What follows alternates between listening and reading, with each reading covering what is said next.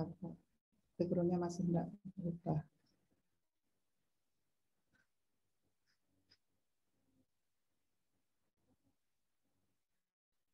Background dulu bentar ya.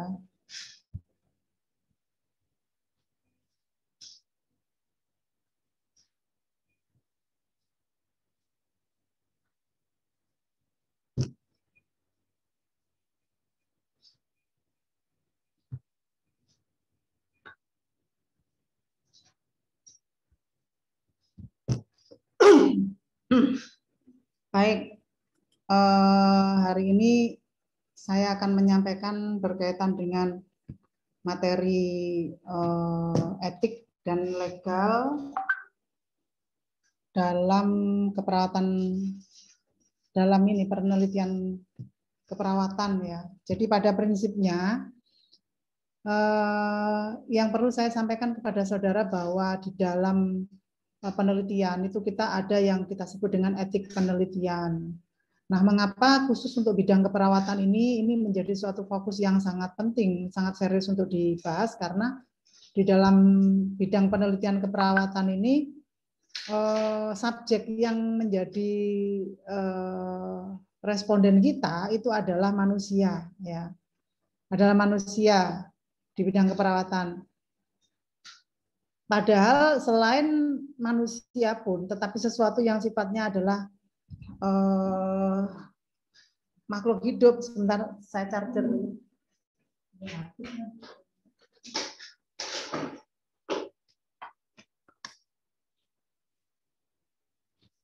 Yang sifatnya adalah makhluk hidup itu harus ada etika penelitian. Misalnya penelitian itu subjeknya adalah tikus gitu ya. Tikus dilakukan misalnya ingin menguji suatu teknik penyembuhan luka gitu. Dipilih subjek kan tidak pada manusia, tetapi karena ini mengujikan suatu obat misalnya yang memiliki resiko-resiko, dilakukannya pada tikus misalnya. Dari tikus itu misal ada kelompok intervensi, ada kelompok kontrol ya. Di situ di satunya tikus ini dilakukan penyayatan, yang kedua juga di kelompok kontrolnya dilakukan penyayatan.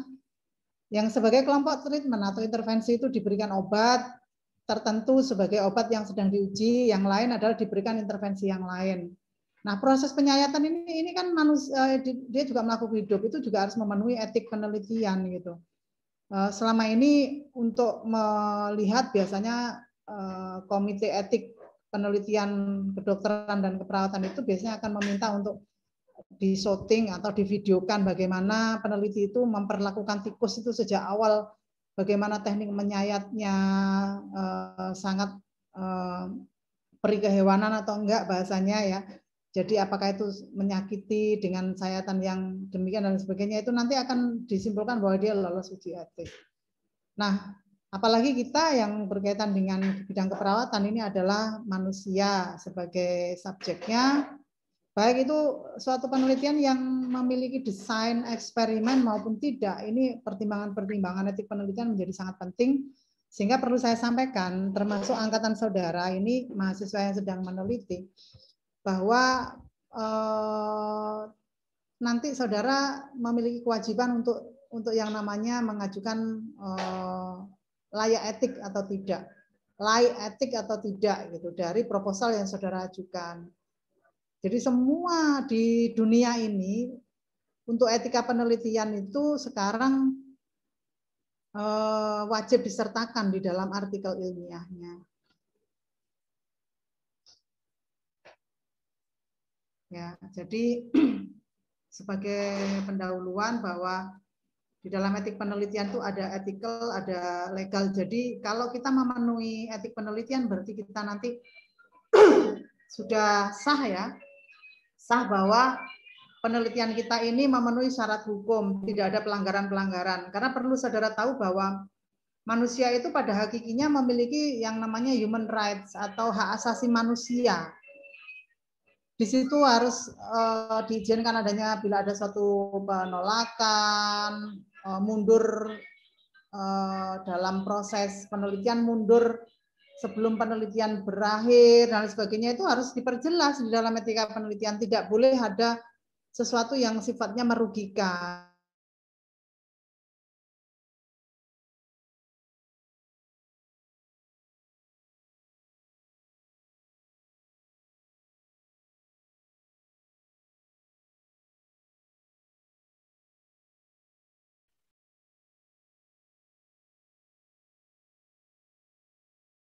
Harus diberikan informasi terlebih dahulu. Nah, di situ saudara menjelaskan bahwa saudara siapa, sedang melakukan penelitian apa, terus meminta keterlibatannya siapa, dalam hal apa, ya.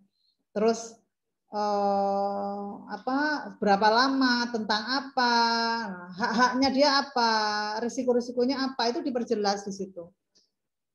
Halaman berikutnya adalah lembar persetujuan responden. Baru kalau setelah membaca inform konsen saudara, responden ini akan setuju, maka dia akan bertanda tangan di form yang lampiran keduanya. Nah, itu yang dimaksudkan dengan ini. Dengan demikian, apapun yang berkaitan dengan data itu, ada janji dari saudara bahwa tidak disalahgunakan dan lain sebagainya. Itu karena tidak boleh disalahgunakan dan lain sebagainya, berarti saudara harus menggunakan form itu atau jawaban atau hasil penelitian itu sebijaksana mungkin. Itu disampaikan di dalam informasi. Ya, jadi pada prinsipnya bahwa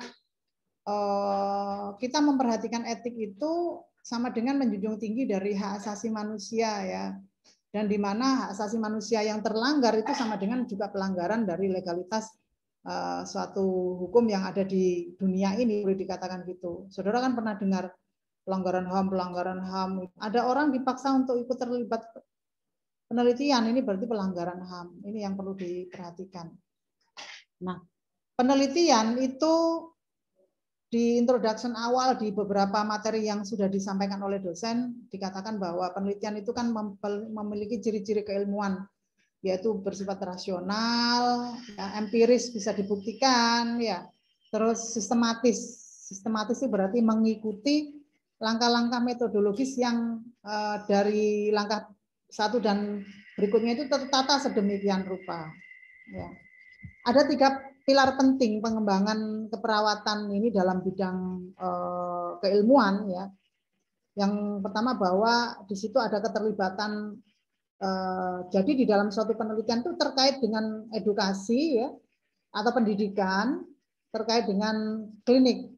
Jadi penelitian, pendidikan, dan klinik itu tidak bisa terpisah satu sama lainnya, gitu. Pada saat ada institusi pendidikan keperawatan seperti Vikes Unmu Jember, gitu ya, itu nanti akan memiliki mahasiswa yang akan memproduksi hasil-hasil penelitian. Hasil-hasil terkininya nanti itu akan bisa digunakan untuk mengembangkan mutu pelayanan keperawatan di klinik, gitu. Dan dari klinik nanti ilmu-ilmu keperawatan yang sudah dibuktikan itu akan diuji terus, akan digunakan terus-menerus sampai berada pada suatu titik mungkin ternyata ada kelemahannya, masih perlu diperbaiki lagi, dilakukan riset lagi. Begitu saja muter. Jadi di institusi pendidikan itu, pendidikan keperawatan itu harus memiliki yang namanya unit lembaga penelitian, gitu. Kalau di Unmu Jember kan ada di bawah naungan LPPM, ya. Terus di fakultas ada yang unit penjaminan mutu, itu adalah di dalamnya adalah termasuk dharma untuk mengevaluasi keberadaan penelitian dosen dan mahasiswa. Nah, di klinik itu nanti juga harus memiliki yang namanya lembaga penelitian, gitu, yang dia akan melihat bagaimana perkembangan aplikasi dari ilmu-ilmu berdasar riset terkait yang diterapkan untuk di klinik, baik kedokteran, gizi, keperawatan salah satunya. Nah, keterlibatan di dalam 3 pilar ini, jadi research, education, and clinical, ini adalah nursing, human environment, and health. Jadi di sini keperawatan itu dalam rangka untuk bagaimana sih membantu manusia penyelarasannya juga dengan lingkungan supaya berada pada suatu tataran kesehatan yang lebih baik. Jadi ini tidak bisa dipisah-pisahkan. Nah, di dalam poin ini, ya, ada beberapa kegiatan yang contohnya adalah fabrication, itu membuat data cadangan atau hasil pencatatan atau pelaporan penelitian. Jadi maksudnya seorang peneliti itu kadang kan selain data yang digunakan, misalnya katakanlah responden itu harusnya 80, tetapi menghindari risiko drop out dan lain sebagainya, maka ditambahkan 10-20%. Berarti di sini menjadi 100. Tapi 20 ini sebenarnya data cadangan. Kalau misalnya ada data-data yang ternyata di dalam proses olahnya itu ada yang tidak valid gitu, ini bisa diambilkan dari data cadangan. Tetapi bukan berarti setelah penghitungan sampel itu menjadi 80, data cadangan 20 responden terus menjadi 100, tidak, tetap 80 karena 20 ini adalah merupakan data cadangan. Ada kaidah di dalam misconduct itu juga falsification ya, pemalsuan, yaitu memanipulasi bahan penelitian dan lain sebagainya. Intinya adalah suatu tindakan dari peneliti yang dilakukan dalam suatu tindakan sampai terjadinya data itu menjadi tidak valid gitu. Mengubah atau menghilangkan data hasil. Jadi hasilnya waktu diuji itu sebenarnya tidak berhubungan gitu, tetapi data diubah-ubah sehingga menjadi bagaimana supaya berhubungan, karena peneliti bingung nanti kalau tidak berhubungan kan tidak terbukti teori. Bagaimana membahasnya gitu. Saya sudah sering mengatakan pada mahasiswa bahwa hasil penelitian itu laporkan seadanya, tidak berhubungan atau tidak berpengaruh atau tidak efektif. Ataupun efektif atau berhubungan atau berpengaruh itu tidak ada masalah gitu. Itu deh, tidak ada masalah, yang dimaksud adalah seadanya gitu. Kalau memang ternyata tidak berhubungan, ya berarti dilakukan suatu pembahasan yang mengarah kepada tidak ada hubungan gitu. Misalnya, kenapa kok tidak berhubungan? Ya ketepatan peneliti misalnya ada faktor-faktor yang mempengaruhi X gitu ya. Banyak faktor-faktor X yang mempengaruhi Y. Ada X1, X2, X3, X4 dan seterusnya. Ketepatan peneliti meneliti X2 dikaitkan dengan Y gitu. Kok ternyata tidak berhubungan gitu. Saudara tidak usah merasa wah aku gagal jadi peneliti, berarti nggak lulus aku karena nggak berhubungan. Bukan itu gitu.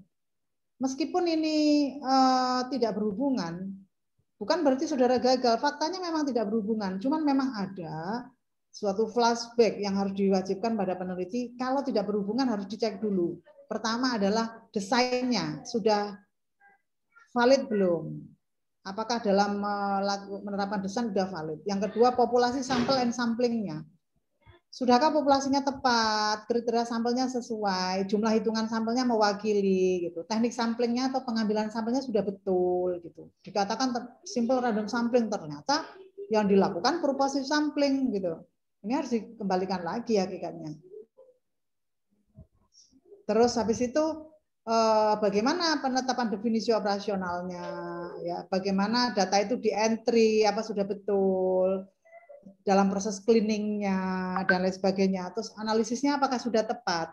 Kalau semuanya itu sudah tepat, tetapi hasilnya tetap tidak berhubungan, itu bukan suatu kegagalan. Saudara mungkin akan bisa menjawab atau membahas dengan strategi bahwa memang X2 ini ketepatan yang diteliti tidak berhubungan dengan Y. Hal ini maybe ya, maybe kemungkinan bahwa Y ini memang masih ada dipengaruhi oleh faktor-faktor yang lain. X1 itu mungkin berhubungan dengan Y. Siapa yang sudah pernah meneliti menemukan X1 dengan Y berhubungan gitu.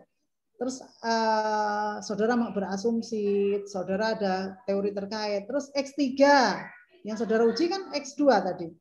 X3 itu dikaitkan dengan Y. Sudah ada yang menemukan itu terbukti, risetnya siapa, hasilnya bagaimana, dan seterusnya.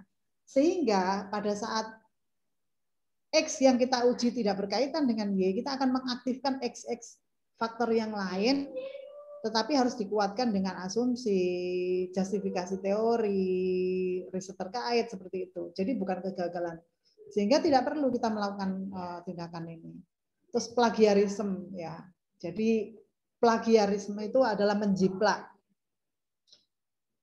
Plagiator nama orang yang melakukan penjiplaan ini disebut plagiator, plagiarisme. Plagiator adalah penjahat intelektual kampus. Jadi kampus itu harus bebas dari plagiarisme.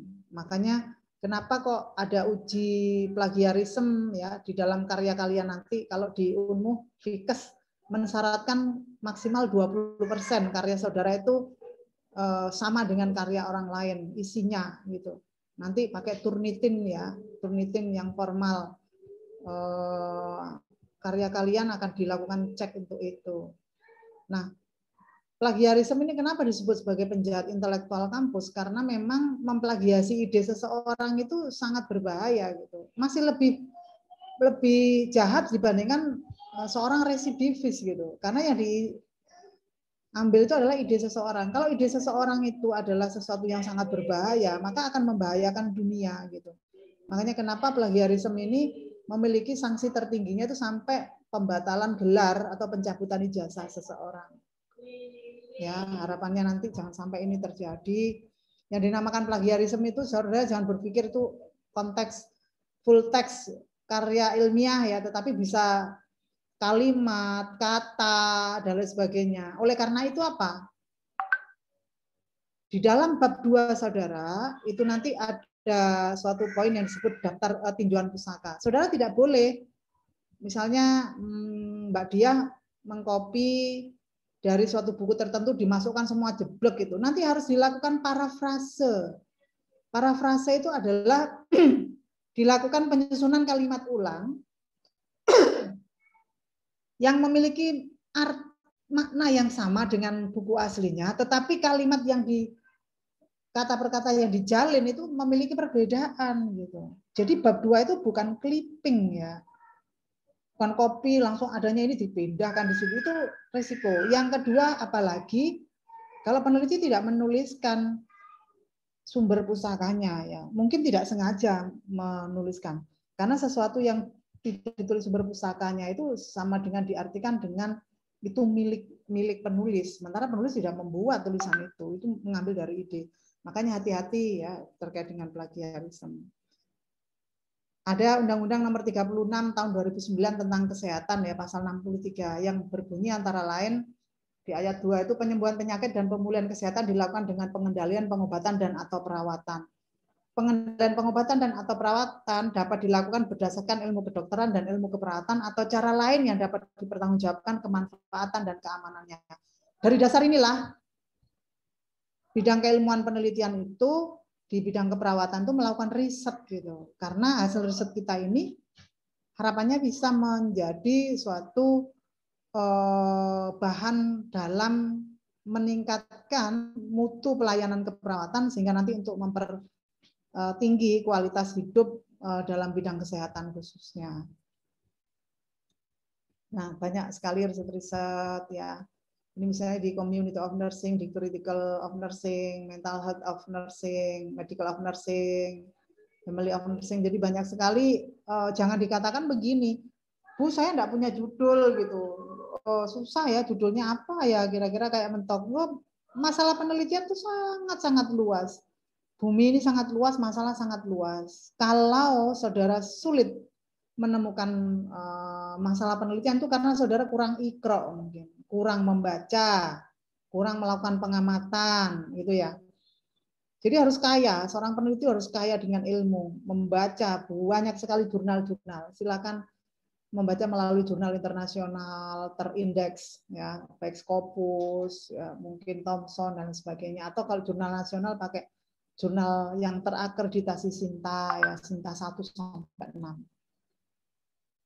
Nah, terus di dalam Undang-Undang Nomor 38 Tahun 2014 dikatakan keperawatan itu kegiatan pemberian asuhan kepada individu, keluarga, kelompok, atau masyarakat baik dalam keadaan sakit maupun sehat. Nah, inilah area kita. Jadi pertanyaannya, apakah nanti bisa kita melakukan penelitian itu di bidang kelompok yang sakit saja? Tidak, yang sehat pun bisa dilakukan. Sehat supaya menjadi bagaimana hasilnya itu membuat dia bertahan sehat atau mungkin semakin tinggi kualitas kesehatannya gitu. Jadi nanti baik kondisi sehat maupun sakit itu bisa, itu sesuai dengan undang-undang. di Undang-Undang Nomor 38 Tahun 2014 tentang pelayanan keperawatan bahwa suatu bentuk pelayanan profesional yang merupakan bagian integral dari pelayanan kesehatan yang didasarkan pada ilmu dan kiat keperawatan ditujukan pada individu, keluarga, kelompok atau masyarakat baik sehat maupun sakit. Ini sangat jelas sekali ya. Ini dasar-dasar undang-undang atau legalitas kita untuk melakukan, kenapa kita melakukan penelitian ya. Praktek keperawatan di Undang-Undang Nomor 38 Tahun 2014. Pelayanan yang diselenggarakan oleh perawat dalam bentuk asuhan keperawatan. Pelayanan yang diselenggarakan oleh perawat itu adalah dalam bentuk asuhan keperawatan. Ingat, bukan pengobatan medis ya, bukan dokter kecil dan lain sebagainya. Kalau kita bicara asuhan keperawatan berarti sifatnya adalah menggunakan langkah nursing proses atau proses perawatan. Pengkajian, perumusan diagnosa, perencanaan, pelaksanaan, evaluasi. Nah, di dalam pelayanan, dalam penelitian keperawatan itu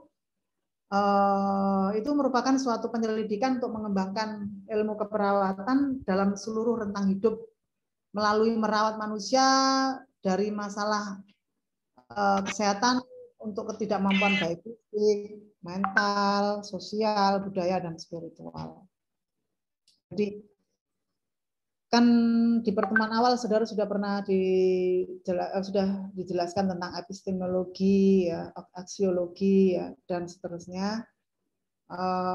Epistemologi keperawatan itu di sini body of knowledge-nya di dalam evidence based practice itu di situ mengenal adanya konsep keperawatan, ada teori-teori keperawatan, ada model keperawatan, ada riset keperawatan, evidence based practice, ada SAK, SOP.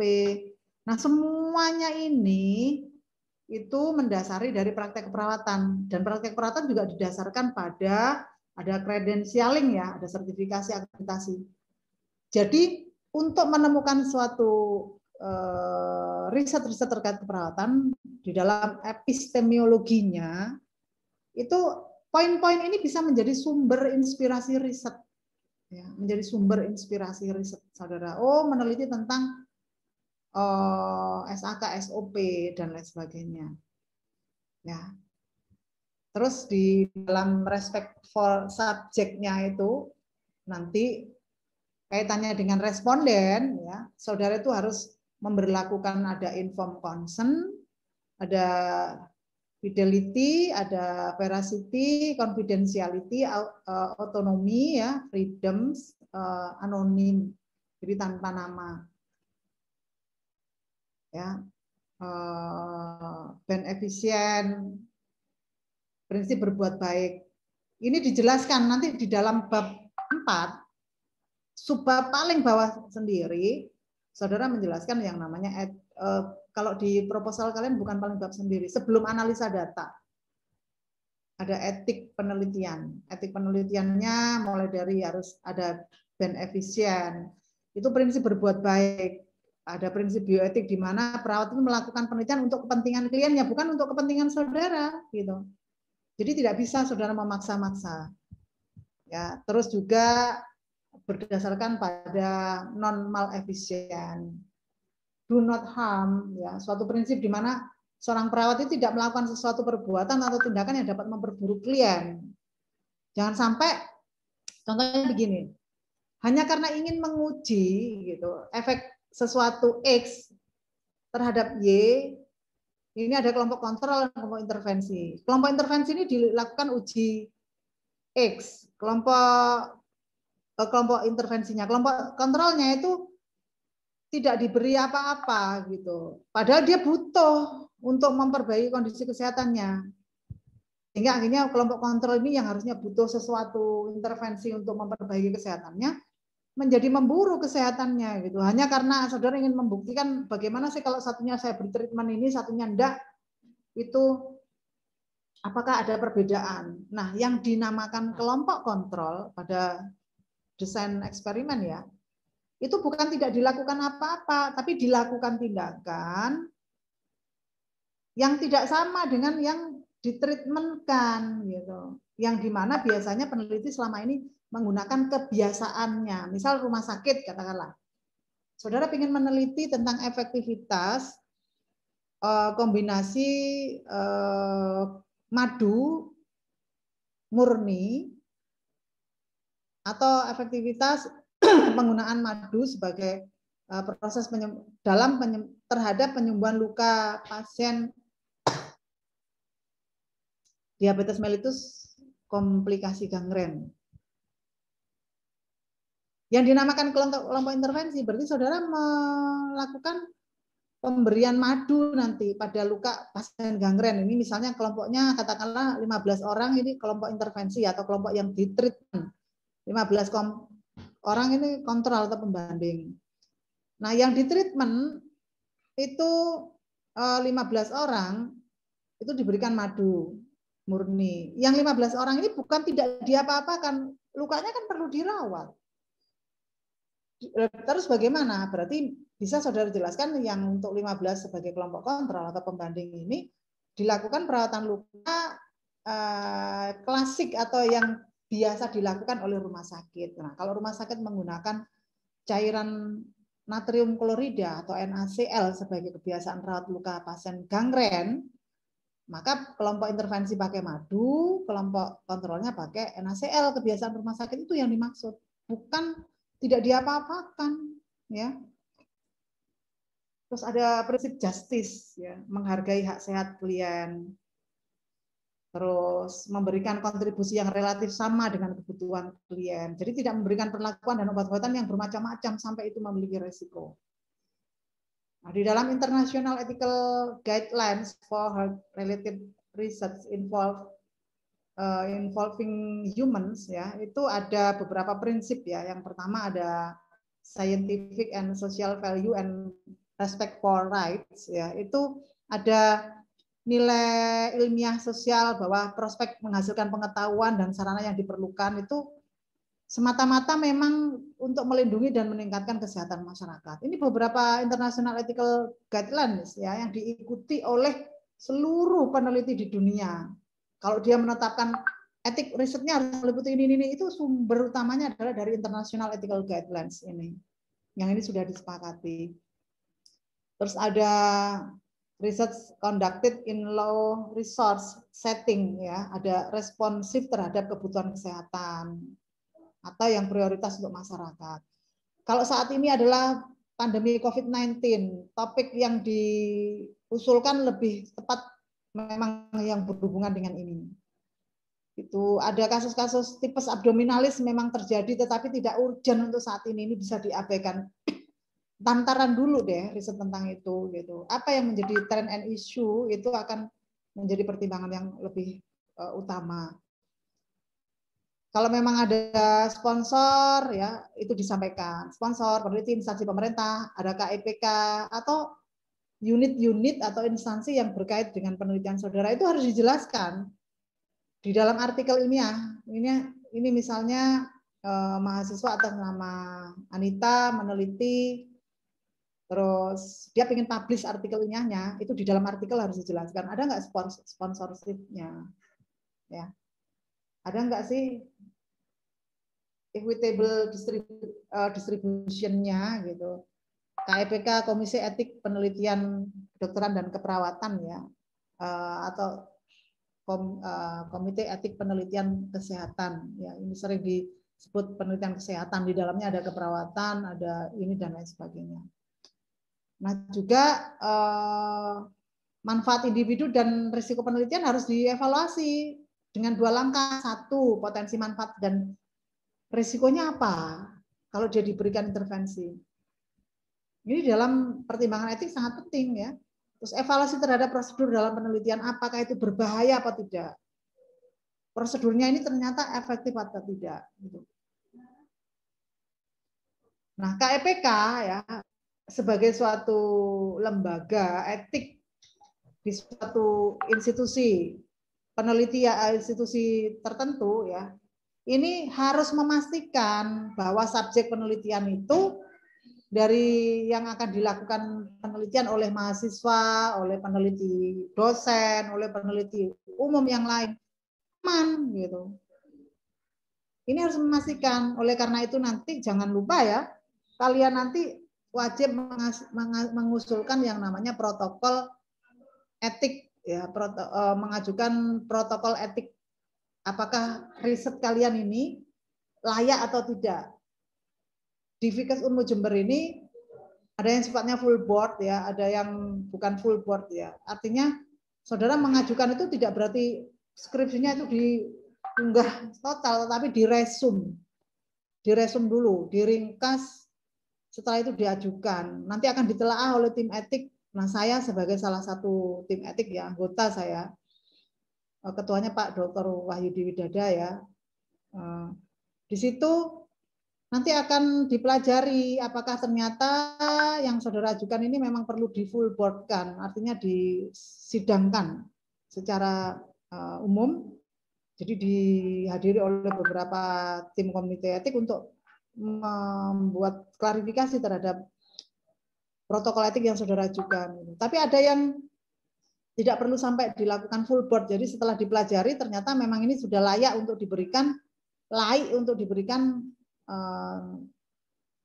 layak etik, artinya sah untuk bisa dilakukan dan tidak ada pelanggaran etik dalam penelitian. Langsung dikeluarkan surat etik.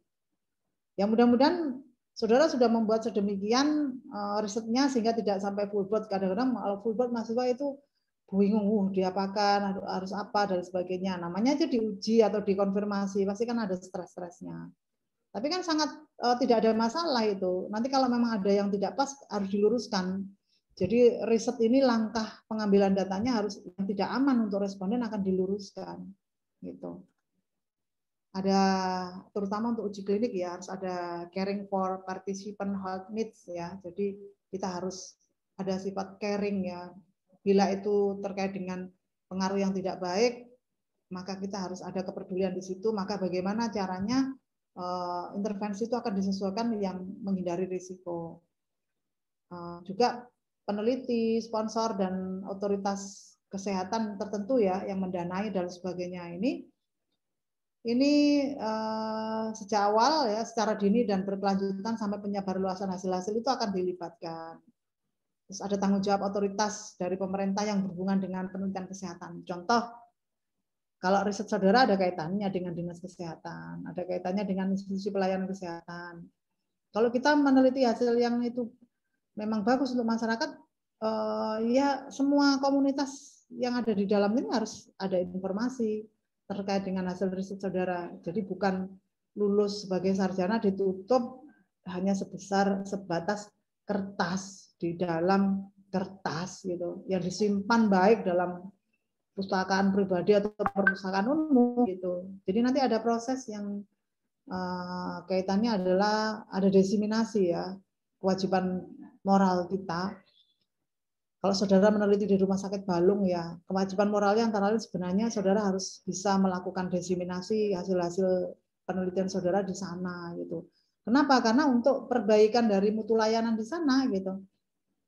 Kalau ternyata suami yang mendampingi istri itu bisa mempercepat persalinan kala 1 dan 2 gitu. Dan saudara menjelaskan hasil risetnya itu sedemikian, itu adalah ada correlation-nya.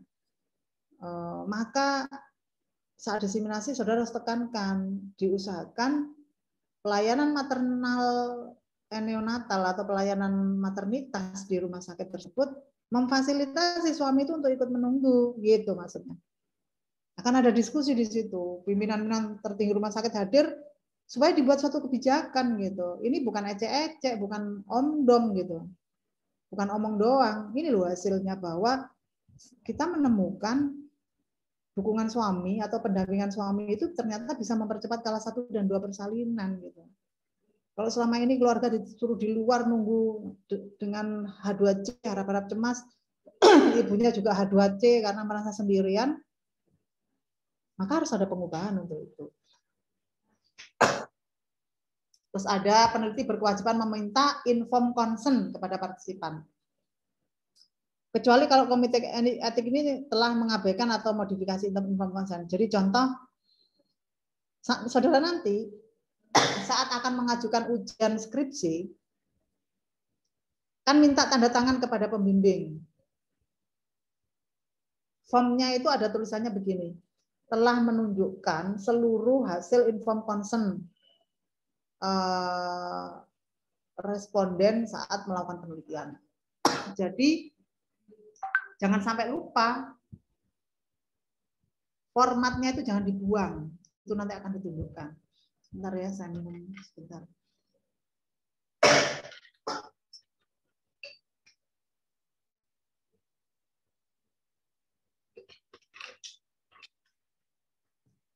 Jadi simpanlah dengan baik dokumen-dokumen informed consent itu, karena tanpa itu saudara nggak bisa ujian.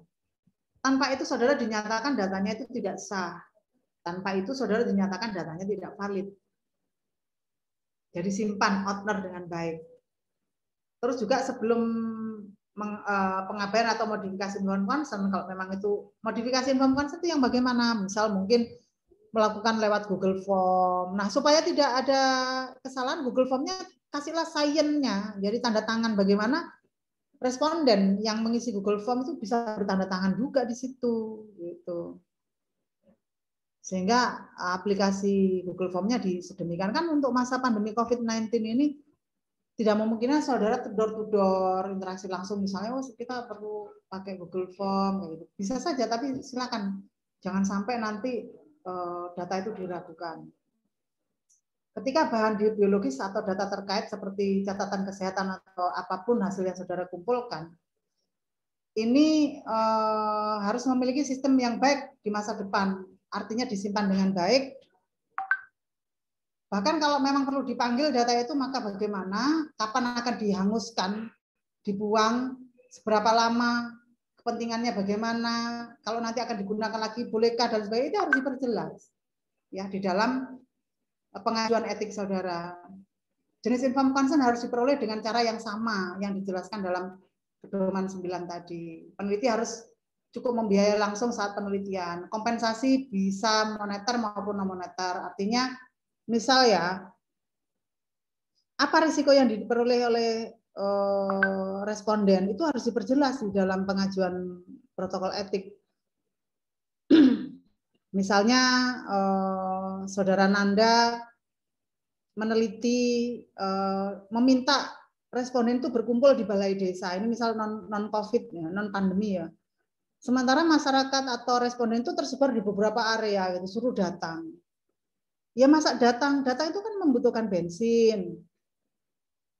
Dan juga kalau sekian lama kan ya ada lapar-laparnya. Berarti peneliti harus memiliki punya kewajiban untuk melakukan itu semua. Atau mungkin kalau dia datang ke tempat balai desa kumpul, harus meninggalkan pekerjaannya yang jadi kuli sehari, biayanya misalnya 100.000 kalau dia harus datang ke tempat saudara.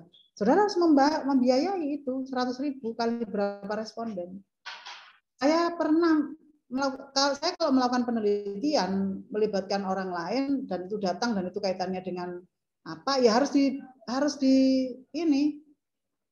digantikan itu semuanya gitu. Terus kalau misalnya ada sesuatu yang terugikan karena itu semuanya, contohnya misal di masa pandemi COVID tapi saudara memaksa untuk tatap muka langsung, responden atau partisipan bersedia. Nah, saudara harus protokol COVID-nya harus dijalankan, protokol kesehatannya. Nah, responden berisiko juga kan? Maka saudara harus memberikan, kalau dia nggak pakai masker, saudara harus bawa maskernya juga. Saudara bawa face shield juga. Jadi kasihlah dia, jangan dipinjemi. Mohon maaf Ibu, untuk keamanan bersama, supaya saya aman, Ibu juga aman. Mohon maaf ini dipakai, jadi maskernya suruh pakai, face shieldnya pakai. Begitu. Jangan sampai saudara membawa dampak buruk bagi mereka atau saudara kena dampak buruk dari dia gitu. Itu penting sekali. Terus juga memastikan tidak menderita kerugian baik fisik, psikologis atau sosial dan berhak mendapatkan pengobatan gratis kalau ada sesuatu hal. Ya. Misalnya ini yang penelitian melakukan bekam gitu. Efek bekam terhadap kolesterol. Terus setelah dibekam ada entah bagaimana ceritanya, jarum bekam itu sudah baru menurut saudara, tetapi ternyata ada infeksi di beberapa titik. Terjadi kasus kerugian. Ya saudara harus mengobati gitu. Itu tertera di dalam protokol etik yang saudara ajukan harus saudara memiliki janji-janji banyak hal supaya kita meyakini bahwa riset saudara adalah layak etik. Ketika individu dan kelompok rentan dipertimbangkan untuk direkrut, maka KEPK memastikan bahwa perlindungan khusus itu untuk melindungi hak kesejahteraan individu harus diperhatikan. Contoh nih misal, Nanda tadi meneliti tentang efek bekam terhadap penurunan kolesterol pada pasien diabetes mellitus. Saudara tahu pasien DM itu kalau ada luka, risiko untuk sembuhnya lama. Gitu. Sementara jarum itu, misalnya bekamnya bekam basah, ada ditusuk jarum juga. Bekam basah ya, karena ada bekam itu ada, kalau nggak salah ada kering, ada basah. Dengan menusuk jarum di beberapa titik gitu, itu kan melukai. Kalau terjadi apa-apa, ini bagaimana? Nah ini harus jelas itu di dalam protokol etik yang saudara ajukan kepada kami, KEPK, tim KEPK fakultas, atau di KEPK manapun saudara mengajukan, itu harus jelas. Gitu. Kalau saudara tidak jelas, kami menolaknya untuk menerbitkan itu. Dan saudara tidak bisa mengambil data. Data bisa diambil oleh mahasiswa atau oleh peneliti pada saat tim etik ini sudah menerbitkan surat layak etik. Orang dewasa yang tidak mampu memberikan informed consent harus ada wali sah. Apalagi anak-anak. Contohnya, penelitian saudara pada balita, ini menimbang berat badan, mengukur tinggi badan. Kayaknya memang sepele, hanya mengukur timbang badan dan berat badan. Tapi dia tidak bisa memberikan perwakilan untuk menandatangani. Berarti saudara orang tua yang menjadi penandatangan untuk informed consent-nya. Gitu. Nah, apa itu berisiko, Bu? Cuma nimbang berat badan lah.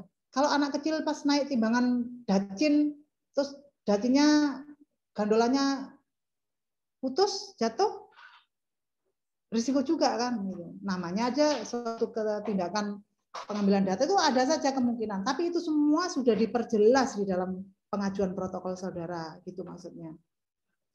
Ada kalau anak dan remaja harus disertakan, maka di sini kecuali alasan yang sangat ilmiah ini kalau bisa tidak. Jadi maksudnya kelompok rentan dia kan, ya anak dan remaja memiliki fisiologi yang khas, kebutuhan kesehatan yang khas harus dipertimbangkan dengan baik. Kalau memang harus terlibat langsung maka bagaimana keamanan dari kelompok usia rentan ini dipertimbangkan betul. Kalau ada ibu melahirkan harus diberitahu terlebih dahulu kemungkinan resiko terhadap janin selama hamil, partisipasi saat penelitian dan lain sebagainya. Saudara mau meneliti ibu menyusui harus saudara panggil ke balai desa sementara dia masih 1 minggu masa nifas 6 minggu pertama. Kalau dia saudara panggil bayinya di rumah minumnya bagaimana? Apakah semua ibu tahu cara perah ASI? Bagaimana memperlakukan ASI yang diperah pada bayinya? Risiko enggak? Apakah ibu tahu perjalanan ke sini balik lagi kebersihan dirinya saat menyusui lagi, risiko diare pada bayi dan sebagainya? Itu semuanya harus diperjelas. Terbaiknya kalau ibu nifas itu saudara nggak bisa kayaknya ngumpulkan di suatu tempat gitu. Mungkin akan lebih baiknya saudara mendatangi gitu supaya kalau saudara memberikan edukasi pada ibu nifas umur 0 sampai 6 bulan pertama nifas, bayinya dibawa ngoek nangis saudara tetap aja penyuluhan, itu pelanggaran etik. Persilahkan ibu untuk menyusui tuntas dulu supaya bayinya diam. Ibu dan bayi itu adalah single family, satu keluarga yang tidak bisa dipisahkan. Kalau saudara bayinya tinggal di rumah aja Bu, biar penyuluhan saya menjadi lebih fokus, ibu lebih konsentrasi. Salah saudara malah nggak keluar surat etiknya. Ya. Penelitian yang dirancang untuk memperoleh pengetahuan yang relevan dengan kebutuhan kesehatan wanita hamil, menyusui itu harus lebih diutamakan dan harus hati-hati dengan pertimbangan yang lebih baik. Dalam rangka mengidentifikasi cara yang efektif, ini kurangi dampak kesehatan yang berkaitan dengan bencana, wabah, dan lain sebagainya. Desainnya, dalam desain penelitian untuk kelompok misalnya cluster randomized trial, ya, ini harus untuk RCT ya, atau cluster random CRT ini atau RCT kalau di Indonesia kan biasanya, ini harus benar-benar perhatikan etika penelitian ini. Terus juga ketika peneliti menggunakan lingkungan online, tadi saya katakan, oh saya pakai online Bu, meminta pendapat online, maka harus menggunakan langkah-langkah privasi yang terlindungi. Jadi apakah kalau ketepatan risetnya hubungannya sangat privasi, misalnya tentang kekerasan dalam rumah tangga. Kalau dia memberikan informasi dengan ada identitas detailnya, ini kan berisiko, ya berbahaya, Bu. Maka anonymity, ya tidak perlu sampai alamat-alamat itu disebut dan lain sebagainya. Ini ada hubungannya dengan itu. Semua proposal yang penelitiannya melibatkan manusia yang berhubungan dengan kesehatan harus diserahkan ke komite etik untuk ditelaah. Ini termasuk nanti riset saudara. Akuntabilitas publik diperlukan untuk mewujudkan nilai sosial yang ilmiah. Terus yang berkaitan dengan konflik of interest harus dihindari. Jadi contoh, responden saudara ternyata pasien kalian gitu. Dia mau jawab nggak bagus tuh kewo pakewo. Responden saya ternyata mahasiswa saya yang sangat erat kaitannya mau jawab nggak bagus tentang Budian, kewo pakewo. Nah ini nggak boleh, itu nanti bias risetnya. Bias ini adalah seolah-olah benar tetapi tidak benar. Ya, itu namanya bias. Nah, jadi prinsipal ethical reasoningnya itu adalah ada beberapa hal tadi ya. Ada autonomi, ada beneficent and non malefficient ya, tadi sudah dijelaskan. Beneficent itu contohnya ya, nanti contoh-contohnya bisa saudara baca ya. Ini ada contoh-contoh yang bisa dijelaskan. Contoh untuk fidelity, misal klien meminta perawat untuk tidak mengungkapkan fakta bahwa dia sedang serius untuk memberikan diagnosis dia untuk keluarganya dan sebagainya. Ya. Justice, paternalistik ini dipertimbangkan. Berkaitan dengan respect for person, ini menghormati hak manusia. Terus juga merujuk pada gagasan bahwa kehidupan manusia adalah sakral dan suci. Misalnya kalau ada riset tentang yang berhubungan dengan aborsi, kontrasepsi, eutanasia ya, mengambil keputusan untuk mengakhiri kehidupan seseorang, misal pasien yang dipasang ventilator ya, itu kalau dilepas ventilatornya kan bisa mati.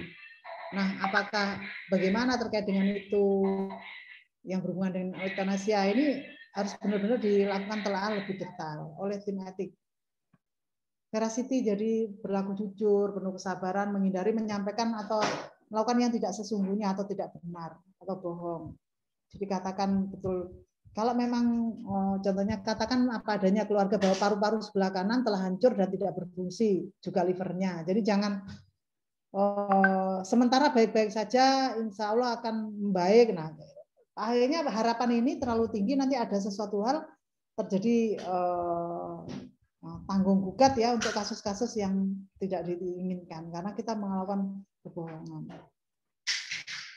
Itu mungkin, dan ini saya contohkan ya, tolong di simak sebentar. Saya contohkan dulu supaya saudara bisa nyimak contohnya.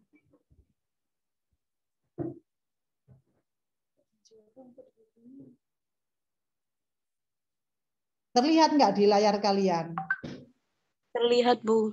Ya, Terlihat, ini salah Bu. satu contoh yang nanti saudara akan melakukan untuk diajukan ke FIKES, ke tim KEPK, Komite Etik Penelitian Kesehatan.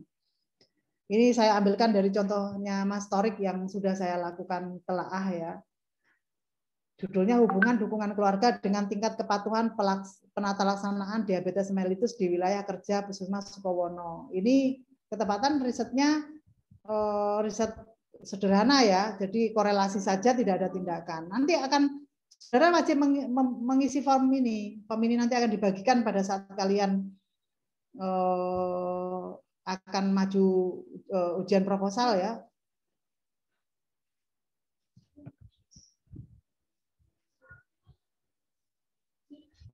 Ini, jadi judulnya apa, sumber dananya ada enggak?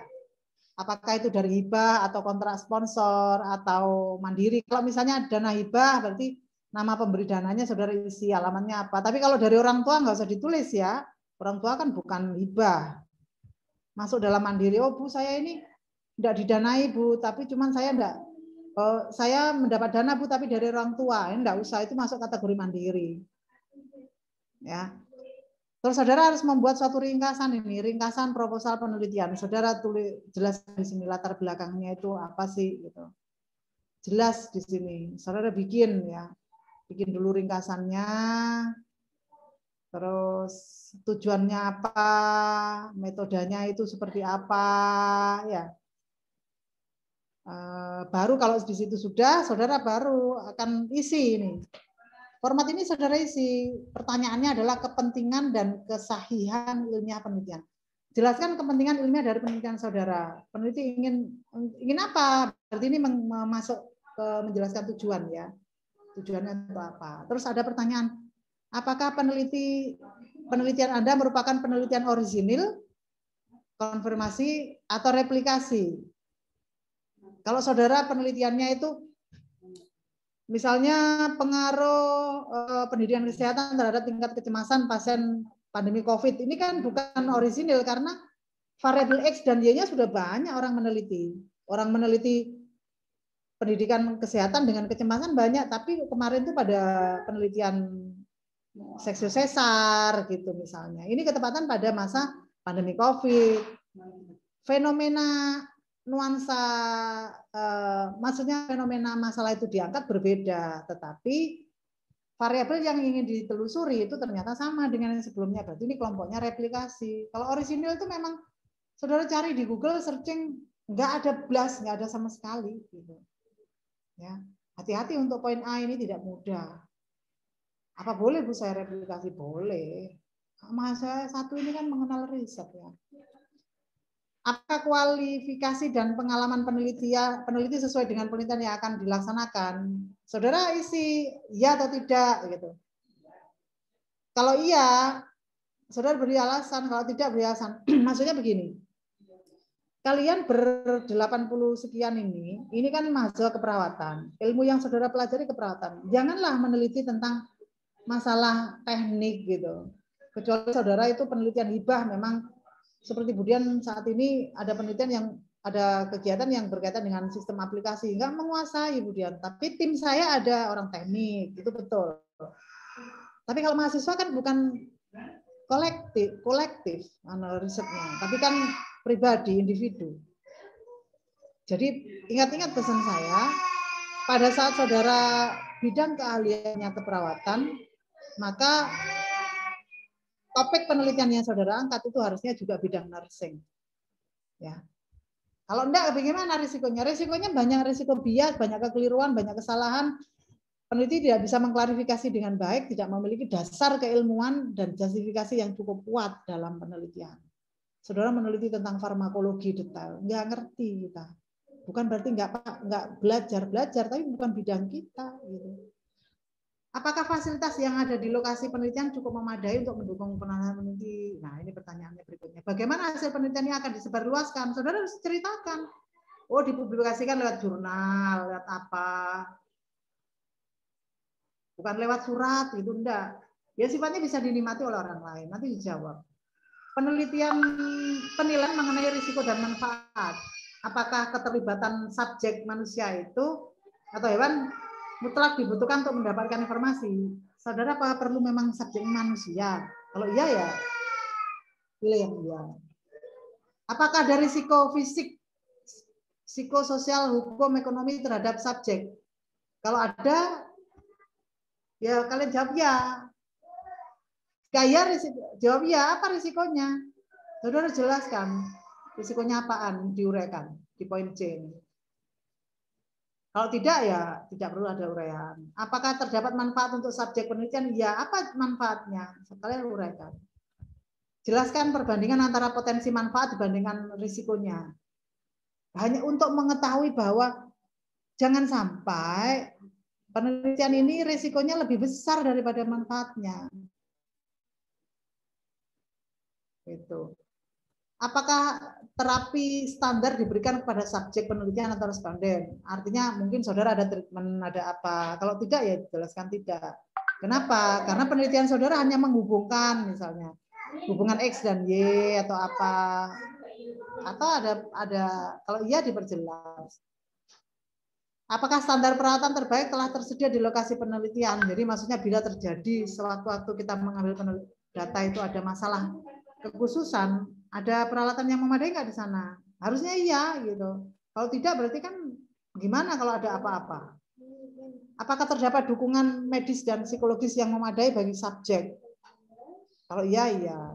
Nggak mungkin tidak kalau kayak gini. Ya. Bagaimanakah prosedur untuk menghadapi kejadian tidak terduga? Jadi bagaimana caranya? Harus sudah berjelas. Tadi cuma nimbang kok memang ukur tinggi badan kan nggak melakukan apa-apa, nggak nyuntik, nggak apa, nggak berbahaya. Kok tiba-tiba timbangan bacinnya ini putus itu loh, kainnya jatuh si balita gitu. Berarti kan kejadian tidak terduga itu. Maka harus bagaimana? Saudara ceritakan. Bagaimanakah prosedur untuk melaporkan kejadian tidak terduga? Berjelas, ya. Terus apakah subjek penelitian itu menderita cedera? Apakah subjek penelitian atau responden yang menderita cedera mendapatkan kompensasi? Kalau misal itu terjadi yang tidak diinginkan, ya harus iya ini. Kalau enggak, gimana? Siapa yang akan mengganti? Bagaimana cara mengevaluasi keamanan proses penelitian? Ceritakan. Bagaimana kemungkinan hasil penelitian ini dapat berlangsung diterapkan pada populasi? Ceritakan. Penghormatan kepada martabat dan subjek. Poin-poin ini semua ada di dalam penjelasan etik yang di dalam PPT saya tadi ya. Ini mewakili itu semuanya. Bentuk formatnya adalah begini yang saudara nanti usulkan kepada KEPK. Bukan berarti ini itu mencontoh dari ini tadi mencontoh dari itu, tetapi format KEPK ini memang sudah didasarkan secara etik internasional yang wajib diikuti oleh seorang peneliti gitu. Dirumuskannya dari sana. Jelaskan bagaimana prosedur yang dilakukan untuk mendapatkan informed consent. Jadi surat persetujuan tadi langkah-langkahnya gimana supaya saudara dapat, siapakah yang akan memberi informasi, apa yang akan diberikan secara individu atau kelompok, apakah individu atau kelompok, apakah informasi diberikan secara lisan atau tertulis, diperjelas di sini, jelaskan detailnya. Siapa yang akan meminta persetujuan dari responden? Saudara atau tim kolektor data? Mungkin saudara meneliti dibantu oleh teman-temannya ada 5 orang. Di proposalnya itu diperjelas bahwa penelitian dilakukan bukan pengambilan data dilakukan bukan hanya oleh peneliti saja, tapi oleh tim kolektor data sebanyak 5 orang. Tim kolektor data sebelumnya sudah dilakukan proses penyamaan persepsi terhadap hal-hal yang berkaitan dengan prosedur penelitian. Itu diceritakan di dalam proposal. Jangan sampai ya nanti saudara nggak menjelaskan ada tim kolektor data saat ujian ini dengan Budian saya kata, saudara kok dalam 2 minggu sudah dapat responden sebanyak 200 gitu. Padahal kalau dilihat lokasinya itu lumayan jauh-jauh. Di dalam proposal saudara mengatakan sendiri, nggak ada penjelasan bahwa akan menggunakan tim kolektor data. Terus saudara mengatakan, iya Bu, kemarin tuh untuk mempercepat waktu, akhirnya saya meminta bantuan 10 teman untuk ikut melakukan penelitian. Kita tanya, sudah dilakukan penjelasan tentang prosedur tidak dilakukan penyamaan persepsi dan sebagainya. Batal ini, saudara ngulang ambil data. Tidak valid. Jadi maksudnya, kok kejam Bu? Bukan kejam. Rencanakanlah dengan baik. Kalau memang penelitian saudara ini memang tidak bisa dilakukan sendiri karena berat medannya, jumlah sampelnya banyak, mau menggunakan orang lain boleh. Berarti di proposal itu sudah diperjelas bahwa penelitian ini akan melibatkan siapa, apa yang dilakukan untuk menghindari biasnya. Oh, disamakan persepsinya dulu dan sebagainya. Diperjelas di prosedur pengumpulan data bab 4.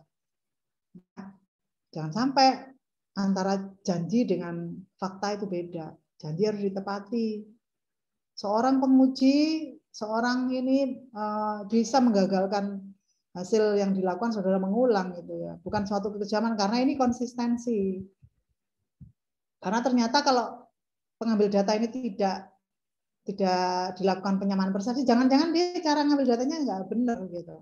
Apalagi yang dilakukan datanya itu ngambilnya observasi. Observasi tentang kesehatan, tapi yang disuruh itu adalah orang umum yang nggak ngerti kesehatan. Kan ngambilnya gimana? Ngukur tensi, tapi bukan orang kesehatan yang di sini. Kalau ada sesuatu terkait dengan missingnya pengambilan tensi, bagaimana? Nah, itu tidak diperkenankan.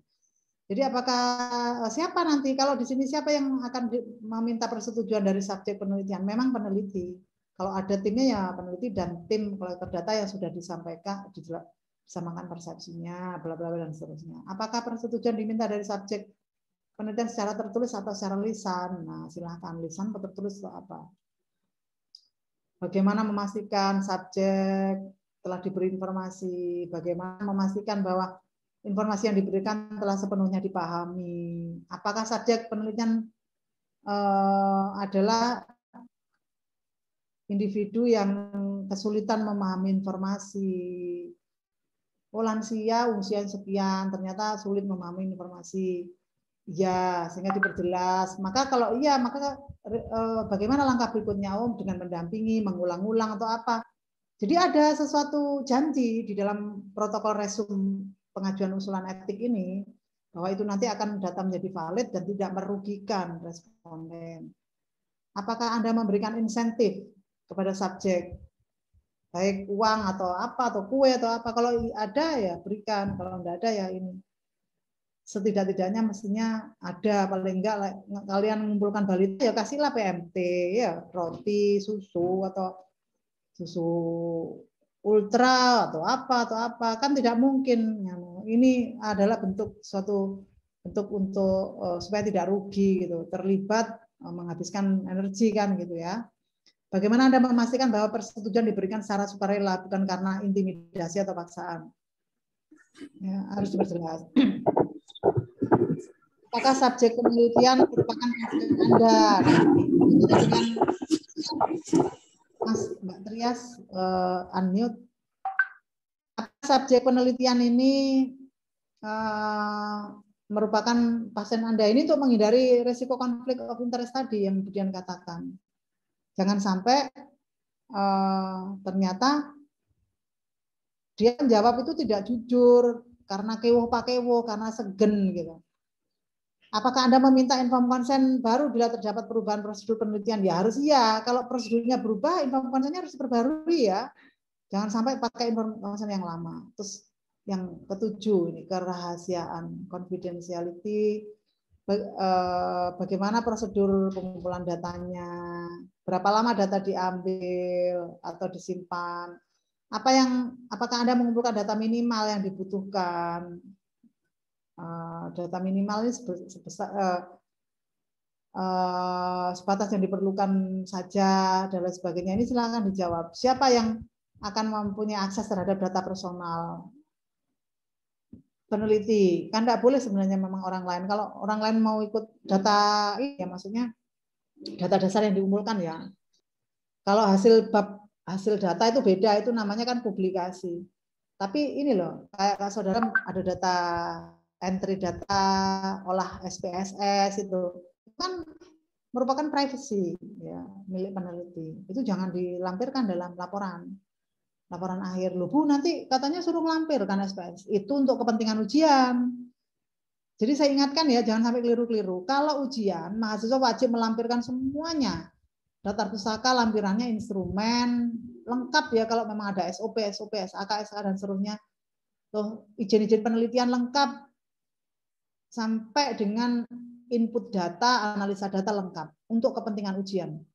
Setelah ujian selesai, yang di-packing di dalam skripsi itu hanya sebagai lampiran ya, inform consent, persetujuan responden, terus instrumen, dan yang terakhir adalah izin penelitian yang dari Fikes, Bakes, Bank, dan sebagainya. Cukup sampai di situ. Yang lainnya tadi di-exclude untuk bundle skripsi. Jangan sampai tanya-tanya lagi ya nanti ada yang ujian skripsi malah tambah justru nggak ada izin-izinnya, nggak disertakan. Saudara bisa tidak diuji oleh penguji begitu ditanya mana surat-surat izinnya nggak ada. Dulu pernah peneliti menggagalkan ujian mahasiswa pada saat ditanya surat izinnya ada katanya, tapi lupa nggak disertakan. Kami tunggu ya sampai jam 12, ujiannya jam 8 pagi. Nggak diberikan sampai besoknya. Memang nggak ada, datanya palsu. Ya. Boleh digagalkan itu. Nggak ada ininya. Datanya nggak benar. Apakah penguji itu atau tim KIPK tahu? Penguji tahukah Bu kalau data saya ini palsu atau enggak? Tahu, bisa. Gampang cara bertanya kepada mahasiswa itu untuk menilai bahwa ini kira-kira rasional apa enggak gitu. Banyak hal, teknik melakukan ujian skripsi itu bisa mendapatkan gambaran sampai mahasiswa itu akhirnya mengaku bahwa ini memang datanya ada yang dimodifikasi atau ada yang enggak benar. Jadi jumlah datanya cuma 15, dia sisanya karena waktunya mepet-mepet nggak mengumpulkan, melaporkan 70 gitu. Ini tidak demikian harusnya. Di slide pertama tadi itu sudah diperjelas apa sebenarnya. Siapa saja yang mempunyai akses terhadap itu peneliti. Bagaimana menjaga privasinya diperjelas. Bagaimana cara menyimpan datanya. Apabila ada rencana menyimpan data untuk penelitian yang akan datang, apakah Anda akan meminta izin lagi gitu. Jadi data ini kan data pertama sudah saya dapat. Suatu ketika saya ingin melakukan kembali, tapi dengan menambahkan jumlah data yang sebelumnya, harus minta izin lagi. Ya. Nggak boleh asal comot-comot. Apakah minta izin ke siapa? Responden.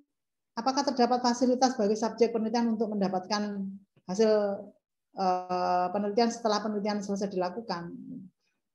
Nah, ini diperjelas. Terus pemilihan subjek penelitian. Siapa populasi penelitian saudara? Apa alasan Anda memilih populasi tersebut? Apa pemilihannya telah dirumuskan dengan tepat? Dan lain sebagainya. Bagaimana prosedur rekrutnya? Maksudnya teknik sampling ya bicaranya.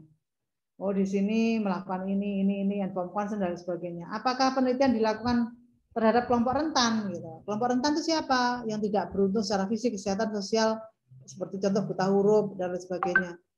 Tidak. Kalau iya, tadi kemudian katakan pasien ini DM mau dicubles-cubles, berarti kan rentan itu. Apa nggak boleh Bu? Secara penelitian, boleh. Tapi apa jadi saudara untuk menghindari risiko itu? Gitu.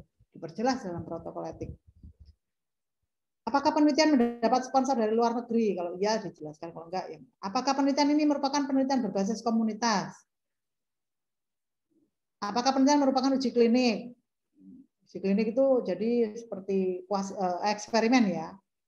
Dan yang terakhir adalah tanggung jawab peneliti. Apa tanggung jawabnya dalam pelayanan medis bagi peserta penelitian? Apakah pelayanan medis tetap diberikan sesudah penelitian berakhir? Apakah Anda mengikuti panduan atau aturan hukum tertentu sebagai acuan? Apakah Anda sudah mendapatkan izin dari pihak berwenang? Tadi itu yang saya katakan. Ini dijelaskan oleh Mas Torik dari Bagas Bangpol dan lain sebagainya. Ya. Ini sebenarnya kurang ya, bukan hanya Bagas Bangpol tok gitu. Tetapi kan kalau penelitian di masyarakat kan dari Bagas Bangpol, dari Dinas Kesehatan. Apakah mungkin dia lupa mencantumkan sebenarnya ada. Sebenarnya ada, dia sudah punya lampirannya sampai izin sampai ke lokasi ya. Bagas Bangpol itu adalah dari Fikes Bagas Bangpol ya. Dari Bagas Bangpol mana tujuannya? Kalau itu adalah di masyarakat, berarti ke Dinas Kesehatan kalian lanjutannya. Nanti di Bagas Bangpol bilang penelitian ini akan saya lakukan di wilayah Puskesmas Sumbersari Pak, Bu. Berarti sama Bagas Bangpol suratnya nanti mohon untuk surat izinnya ke Dinas Kesehatan. Jadi di Dinas Kesehatan itu dari Bagas Bangpol ada tulisan tembusan ke dinas. Nah, saudara menyerahkan proposal ditambah surat dari Bagas Bangpol ke Dinas Kesehatan. Nah, dari Dinas Kesehatan nanti ditunggu. Kalau Puskesmas Sumbersari yang 7, maka yang memerintahkan Puskesmas itu untuk menerima saudara adalah Dinas Kesehatan. Bukan kepala Puskesmasnya, dia hanya menjalankan tugas. Dari surat dinas itu yang jawabannya saudara bawa ke Puskesmas, ngadep ke Puskesmas bahwa saya sudah ini itu gitu. Sudah penelitian sudah ada izin gini itu supaya diizinkan. Nah, itu maksudnya. Jadi jangan sampai tidak ada proses itu gitu. Ya. Terus apakah ada kemungkinan munculnya konflik of interest gitu. Kalau ada, diperjelas. Apakah Anda mengidentifikasi adanya masalah etik, hukum, dan seterusnya? Apakah anggota Komisi Etik Penelitian memiliki konflik kepentingan terhadap penelitian ini? Misalnya, saya sebagai anggota KEPK yang mengusulkan torik-torik itu adalah ponakan saya atau anak saya misalnya. Saya terpaksa meloloskan karena dia anak, itu tidak harusnya tidak gitu ya. Kalau nggak ada ya diperjelas. Apakah komite etik kepada ini, apakah Anda sanggup untuk memberikan laporan perkembangan penelitian setiap 6 bulan? Ini nggak dijelaskan, sehingga diperjelas. Kepada Komisi Etik untuk penelitian uji klinis dengan waktu penelitian lebih dari 6 bulan. Ini karena memang lebih dari 6. Ini tidak diisi di main karena penelitiannya nggak sampai lebih dari 6 bulan. Ini 1 semester ya. Yang kelompok rentan ini dijawab. Nah, itu kira-kira adik-adik yang bisa saya jelaskan untuk etika penelitian. Silakan kalau ada yang ingin ditanyakan terkait dengan etik penelitian.